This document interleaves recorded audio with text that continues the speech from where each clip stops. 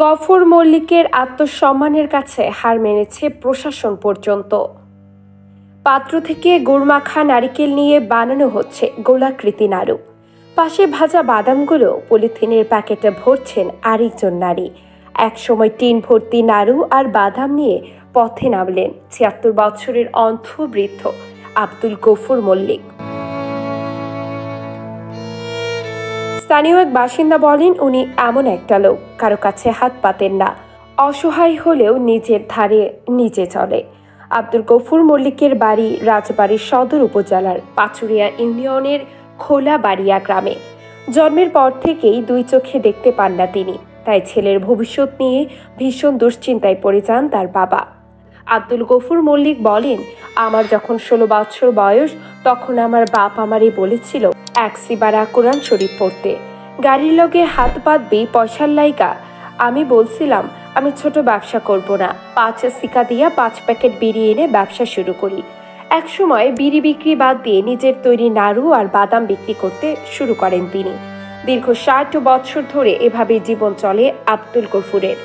এক মহিলা জানান, সকালবেলা রান্না বান্না করে দেয়, বাদাম ভাজে, ঝুড়ি ভাজে, দিলখুশ বাসায় নাড়ু বানায়, গ্রামে গিয়ে নাড়ু বানায়, তা নিয়ে গ্রামে যায়, তা নিয়ে টুকটাক বেচা কেনা করে, রাতে আবার আসে। আব্দুল গফুরের কাছে পুরো পৃথিবীটাই অন্ধকার। বয়সের ভারে কুঁজো হয়ে গিয়েছে শরীরটা, তবুও তিনি হেঁটে যান ক্লান্তিহীন। যত কষ্টই হোক, ব্যবসার উপার্জিত অর্থেই খেতে চান তিনি, কোনো মতেই ভিক্ষাবৃত্তি নয়। আব্দুল গফুর মল্লিক বলেন, ভিক্ষে করলে কিছু কিছু লোক ঘৃণা করত, ১২ আনা লোক ঘৃণা করত, ৪ আনা লোক ভালো বলতো। জন্মাদ্ধ গফুরের ঘরে কোনো সন্তানও দেননি বিধাতা, তাই তো নিজ পুত্রের মতো শিশুকাল থেকে পালন করেছেন সহোদর ভাইয়ের ছেলে আব্দুল বাতেন মল্লিককে। আব্দুল বাতেনের মা বলেন, আমার ছেলেকে ছোট থাকা অবস্থায় কইছে, ভাবি আমারে দিয়া দাও। আমি বললাম, নে, আমার ছেলেটা নে। এই যে ছাপড়া ঘরটা উঠাই দিছে আমার ছেলে, ওই ঘরটাই থাকে ২ জন। অন্ধ স্বামীকে নিয়ে হাসি মুখে দীর্ঘ জীবন কাটিয়ে দিয়েছেন নূরজাহান বেগম। ভাঙা ঘর, অভাবের সংসার, তবুও নিজেকে একজন সুখী নারী বলে মনে করেন তিনি।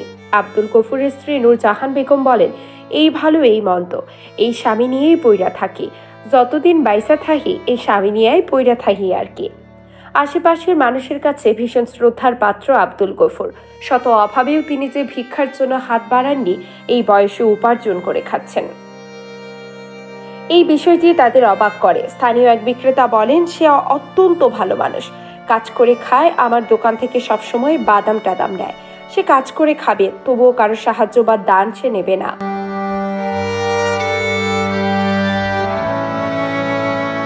স্থানীয় আরেক ব্যক্তি বলেন, এই বয়সেও তিনি পরিশ্রম করেন। কোনোদিনও আমি দেখিনি যে কারো কাছে ২ টাকার জন্য হাত পেতেছে। অন্যান্য ভিক্ষুকদের জন্য তিনি অনুকরণীয় আদর্শ হয়ে থাকবে। আব্দুল গফুর আমাদের সমাজের জন্য একটি অনুকরণীয় দৃষ্টান্ত, বললেন জেলা প্রশাসক আবু কায়সার খান। তিনি বলেন, জনাব গফুর মিয়া আমাদের সমাজে একজন অনুকরণীয় ব্যক্তিত্ব। তারপরে উনি কুটির শিল্পের মাধ্যমে নারিকেলের নাড়ু উৎপাদন করে এবং বিক্রি করে। অন্যের দান গ্রহণ করেন না, অন্যান্যদের মতো ভিক্ষাবৃত্তি করেন না। সরকারের পক্ষ থেকে ওনাকে একটি প্রতিবন্ধী কার্ড দেওয়া হয়েছে, উনি নিয়মিত প্রতিবন্ধী ভাতা পেয়ে থাকেন। এরপরেও জেলা প্রশাসকের পক্ষ থেকে ওনার জীবনমান উন্নয়নের জন্য আমরা সহযোগিতা করব। ভিক্ষাবৃত্তি যে একটি ঘৃণিত পেশা এবং কাজ করে খাওয়াটাই যে মর্যাদাপূর্ণ, সে কথাই সবাইকে যেন স্মরণ করিয়ে দিলেন রাজবাড়ির এই বয়স্ক মানুষটি।